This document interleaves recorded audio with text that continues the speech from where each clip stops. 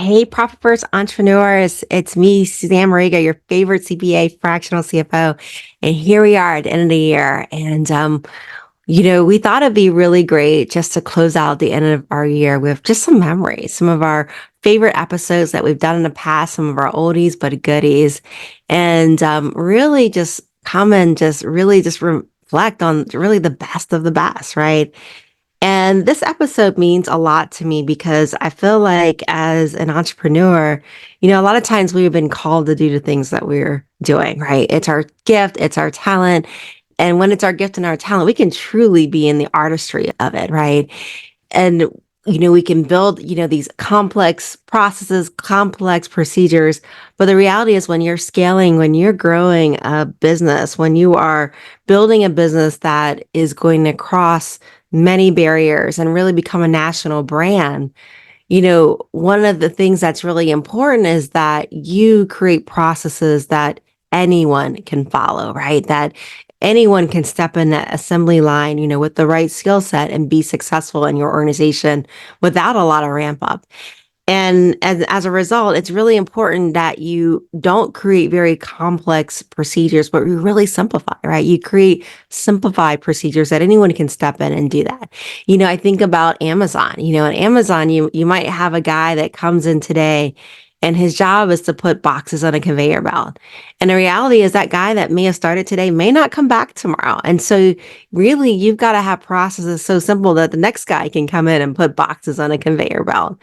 And that's how it is in our businesses. As we scale, as we grow, as we multiply, as we go into those 7 and 8 and 9-figure businesses, that we create processes that our team members can be successful on. And I'm not just talking about your A players. I'm talking about your average team member, processes that your average team member can be successful on. And so I hope that you guys enjoy this episode and let me know your thoughts. There's no such thing as multitask. And so my question to you is, how do you manage in a world that requires a lot of steps, a lot of complexity, and is full demands? How do you manage in that world? How do you help your employees keep all those balls in the air, right? Because no employee says, I come into work every day and I just turn on my computer and hit the F2 key every hour.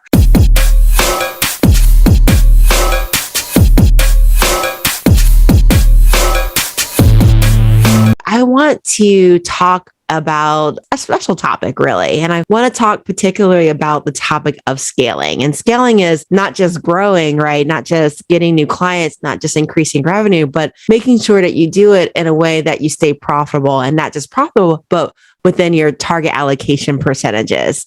And today, particularly, I want to talk about a concept called simplify to multiply. And it's an interesting topic because a lot of entrepreneurs, including myself, most of us started our business from scratch. So we didn't inherit a business. We didn't have a business passed down to us. Most of us did not acquire a business. So we started these businesses from scratch. And with us starting these businesses from scratch, we were the ones that was our first sales department, right? We brought in our first customers. When we brought in those customers, we were the ones who fulfilled that order too, right? Because there was nobody else there to fulfill that order. And some of you guys are still doing your own bookkeeping out there, right? So we did a lot of our back office work too when we started these businesses. And it's interesting because along the way, as we were starting these businesses, getting new clients, doing our own fulfillment, we kind of created our own processes, right? We kind of figured out the fastest way for us to get it done, right? Get it done efficiently, get it done with great quality. Sometimes we documented how we did it, but most of the time we probably didn't, right? We used something called intuition. And truthfully, a lot of that know-how, a lot of that specialty, a lot of that really was in our head, right? It was in our head, and it wasn't a problem because we didn't have to transfer that knowledge to anybody.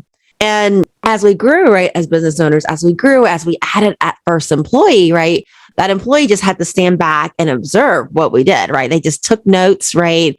They just watched what we did. They replicated that process. And as our business started to grow and we started to add more employees, we were actually looking around, and what we found was that everybody had somehow developed their own way of doing things, right? Because you could teach the next one, and then the next level has to teach the next level, right? And eventually, some of those processes that we started and that initially, they got diluted, right? As we passed down that information, or different people passed down that information to other people. And it was interesting because as people were developing their own way of doing things, their own way of accomplishing it, some had figured out how to create a faster process, right? Some people were faster at what they were doing. Some people were more efficient, right? Some people were less efficient. Some people were great at problem solving and they were really good at navigating through those unexpected circumstances. And then some people, they just looked at it like, oh my gosh, like a deer in a headlight. Like, what do I do now that it's not working the way that I thought it would work? And it was interesting because one of the things that business owners don't realize, right, as they're starting their businesses, as they're growing their businesses, they don't realize that they're probably actually geniuses at what they do, right? And these business owners, a lot of time they start these businesses because they have a calling, right? They have a special calling. There's artistic sense with them. There's a creative genius in them, right? And they start these businesses really to create their work, their art, right? Whether it's a cleaner, whether it's a tradesman, whether it's a engineer or attorney, right? Or doctor, they're drawn to these businesses because they're working in their calling, they're working in their zone of genius. And each job that they took or each project that they accepted, right, they took it as if it was a custom job, right? Like, ooh, I get to work on this. Ooh, I get to help do this. I get to invent this. I get to help make this better for you. And that meant like, if you were asking for green trim, we made that trim green if we normally make it brown, right? And as easy as it was for the business owner to do their job because this is their operating zone of genius. As this business grew, right, that skill became harder and harder, right, to transfer, right, as new members join the team, because now the business owner is much busier. He's relying on his team to train new team members that are coming in. And so that knowledge, that skill just wasn't transferring over in that easy way. And the people that got hired, especially later on in the game as there was some growth, they just didn't seem to get it as easy, right? They just didn't seem to get it as easy. And they had a hard time following the examples that were set, right? So if you had some examples and said, hey, just go ahead and do what I did before, they had a hard time following that. They had a hard time making those judgment calls. And they had a hard time figuring out, how do I fix what's broken? And how do I proceed when something just doesn't follow the protocol, right? Something is just out of the extraordinary. It's just one of those isolated situations. These people that came later on, they had a hard time figuring out, how do I follow this if it's not working out exactly how I expected? In our firm, we even struggle with this, right? We even struggle with the scaling topic. And there were times that we would bang our heads and we would make comments like, those millennials, like, what are they teaching those millennials in schools? Or don't they just teach common sense in school? And then, hey, maybe we're just geniuses, right? And by the way, if you find yourself needing common sense to do your job, you don't have very good processes. As a business owner, if you're relying on common sense to get the job done, right, and you're relying that your people have common sense, you don't have good processes. And it's your responsibility as an employer to provide processes and systems in place where your team can learn it without common sense, right? That is your job to be able to create those processes that you can scale, that people can really understand. And it's your responsibility as a leader to communicate in a way that your team member is able to receive it, right? And because, if any of you guys have children, you know that children learn different ways. And sometimes you have to communicate in a way that that child can understand what it needs. And that's the same with your team member. You have to be able to communicate in a way that they can receive it, that they can digest it, that they can be motivated to act on change. And so here we are. Here we are with, people unable to adapt to these one-off situations, delays in making deadlines, and ultimately inefficiencies that result in even lower profits, right? And what happens in these situations is there's a lot of time that's being required of the owner because the owner constantly has to jump back in, fix problems, or retrain, right? In these cases. And so today, what I want to do is I want to talk about a concept called simplify to multiply, simplify to modify. And what I mean by this is, how do you scale and do it faster while doing it less? How many of you guys know of the company Amazon? I mean, I love Amazon. I love getting packages, and I have to admit, I order so much from Amazon. Sometimes I get a package and I'm like, what is in this package? It's like ordering myself a surprise. And I love it because, you order something on Amazon and like clockwork, it just shows up like a day or two later on your doorstep, right? Well, it's interesting because Amazon has the same problems that a lot of small businesses have, right? Amazon's a large business, but large businesses, small business, we got the same problem. And Amazon has a hard time keeping its employees, right? Especially because it's hiring that very competitive market right now, which is that blue collar worker, right? And Amazon is having a hard time keeping these employees just like we are. And Amazon, they try to offer competitive wages, they try to offer benefits, right? But the reality is the days are long, right? The days are long. Overtime is often needed. And sometimes those boxes are pretty heavy, right? They're pretty hard on your body because you're constantly lifting boxes. And most employees that Amazon hires, they don't stay very long. They don't stay very long. And so to have that ability or that gift for someone to stay 90 days to learn their job and get good at it, well, they don't have that luxury, right? Because the likelihood of someone staying 90 days and getting good at their job is very, very rare. And so Amazon had a challenge. Amazon had to figure out, how do I make someone effective to not only show up and learn his job, but learn his job quickly, because they knew that they were going to have turnover. They knew that that person wasn't going to stay very long.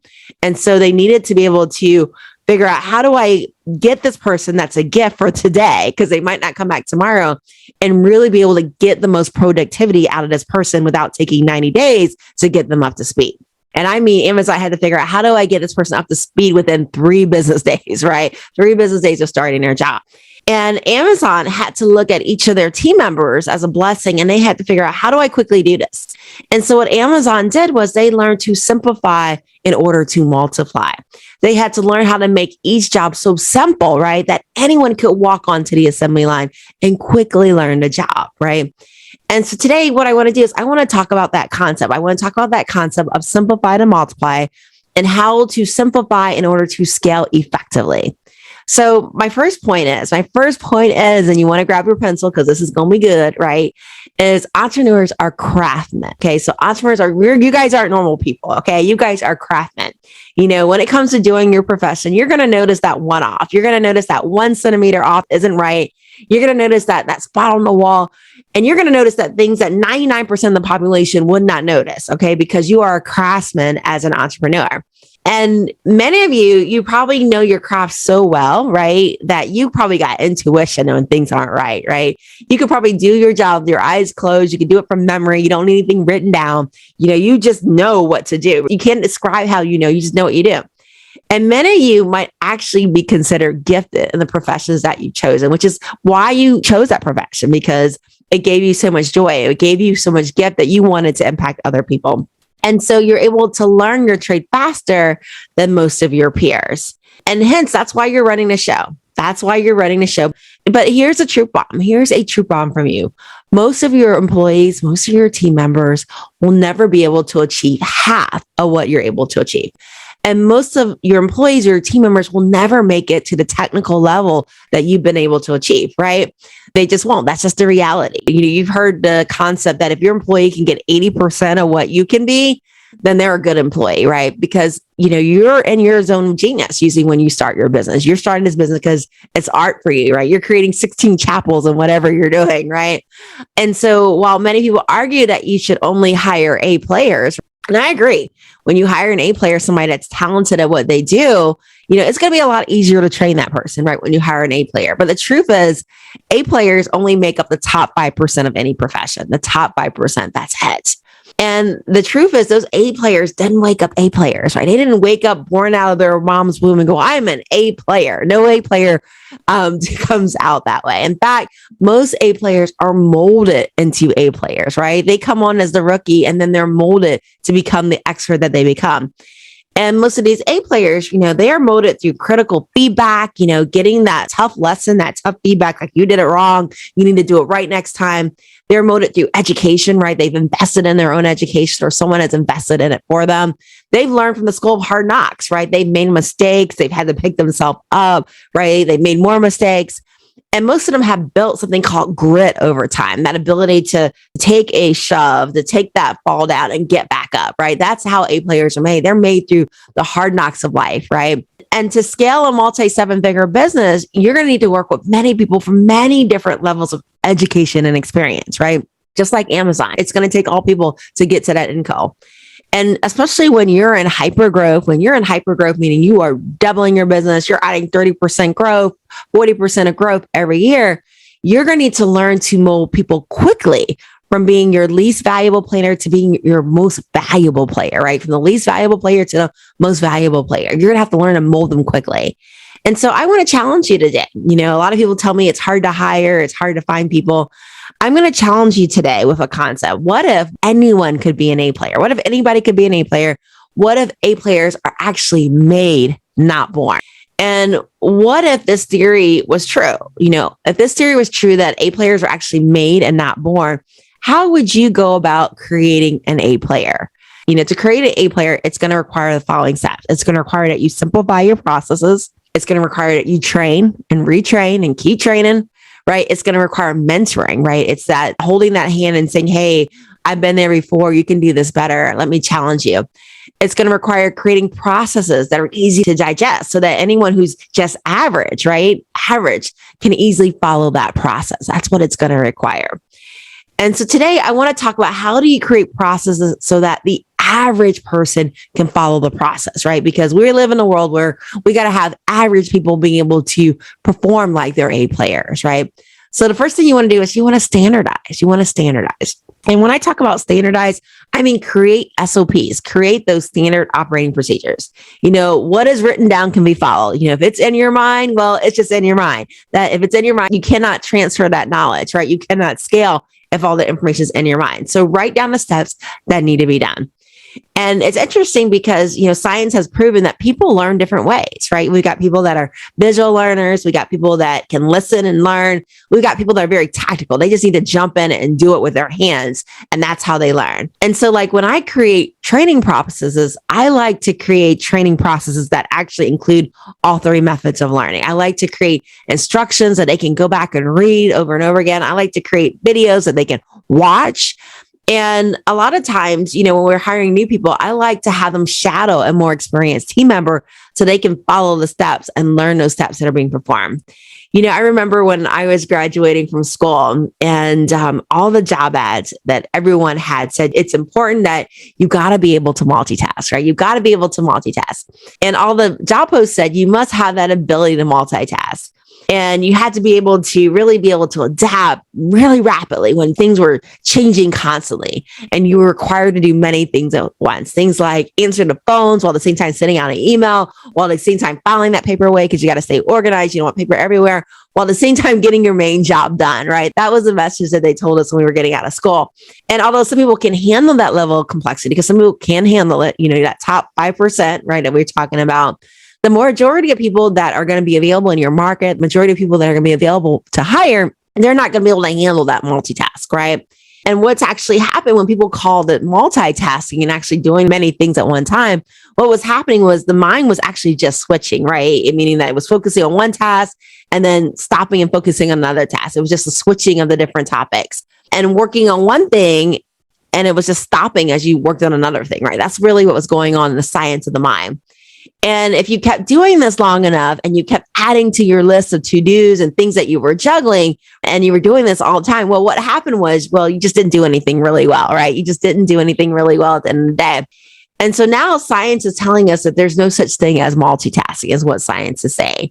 And so my question to you is, how do you manage in a world that requires a lot of steps, a lot of complexity, and is full of demands? How do you manage in that world, right? How do you help your employees keep all those balls in the air, right? Because no employee says, I come into work every day and I just turn on my computer and hit the F2 key every hour. No employee does that. Every employee has many different tasks that they have to juggle.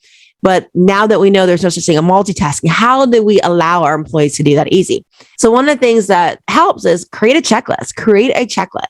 They say that when pilots get into a plane, there's so many things that they have to do, so many switches, so many things that have to be calibrated. And if they miss one of those things, they're putting all of their passengers in danger. And so one of the things that pilots do is they create a checklist, right, before they fly off.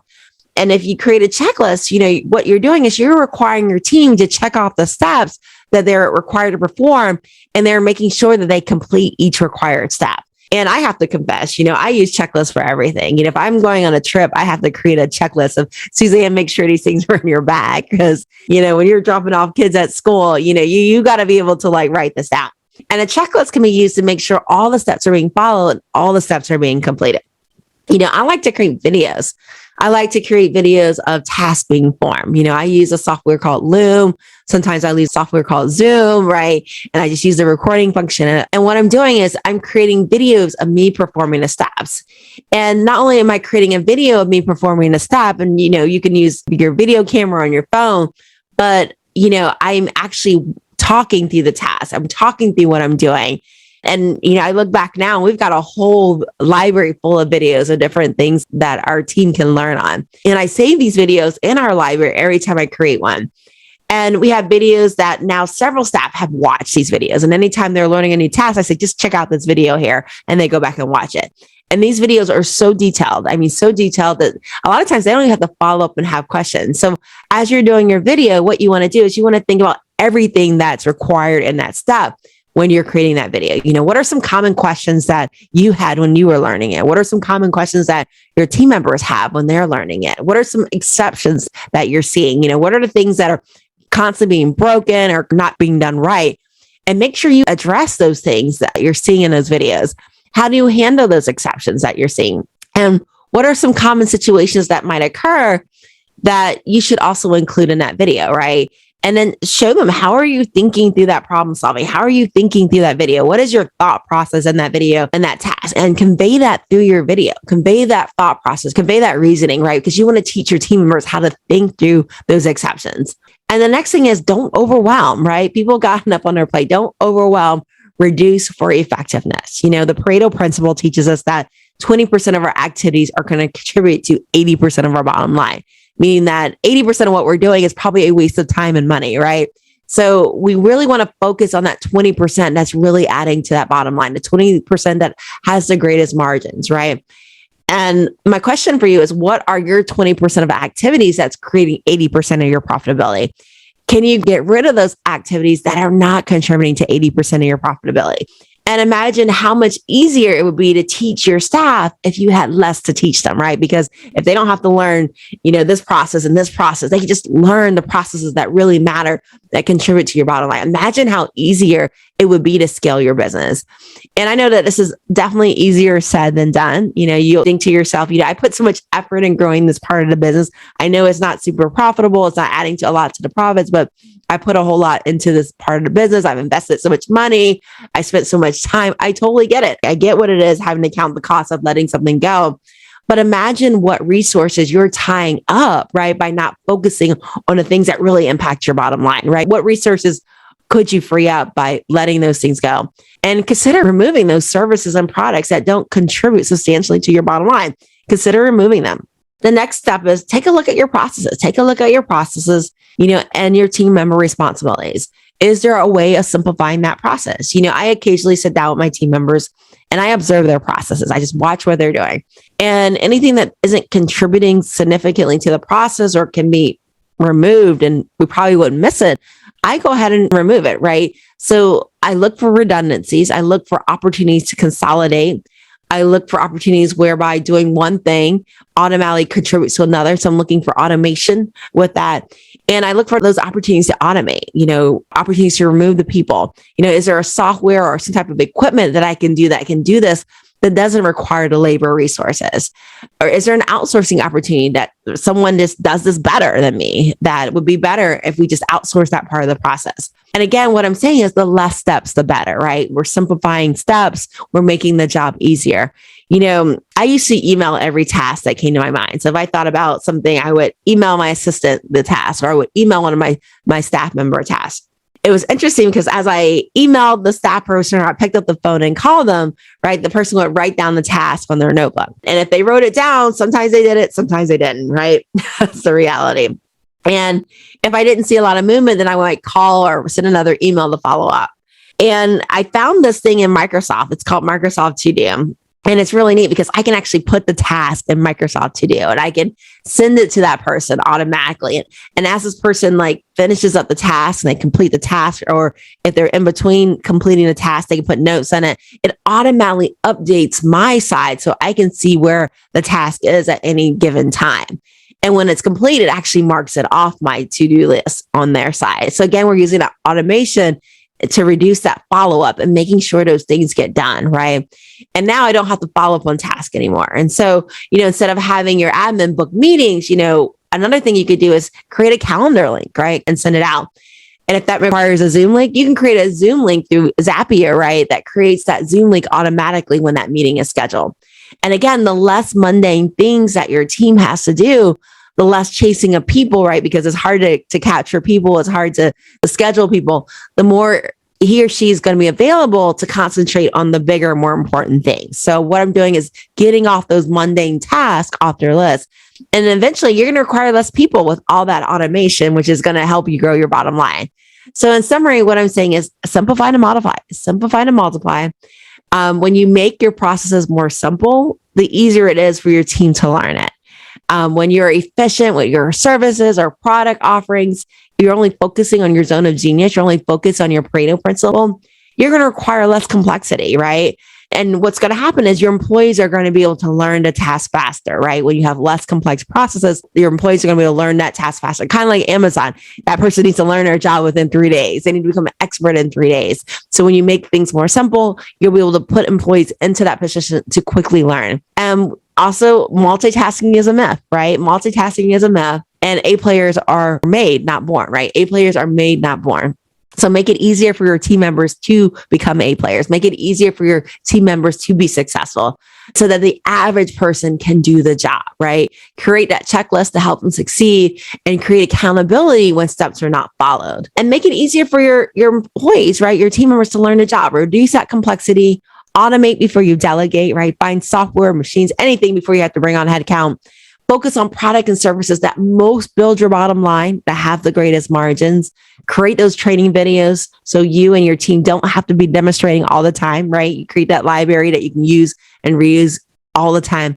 And again, simplify to multiply, simplify to multiply. How can I make this easier for my team member to learn it? How do I make it easier to get this task done with less people? How do I reduce redundancy of steps? How do I automate to make sure it captures more than one steps in a process, right? Simplify to multiply is a theme. So I hope that today was extremely helpful for you guys. Thanks a lot.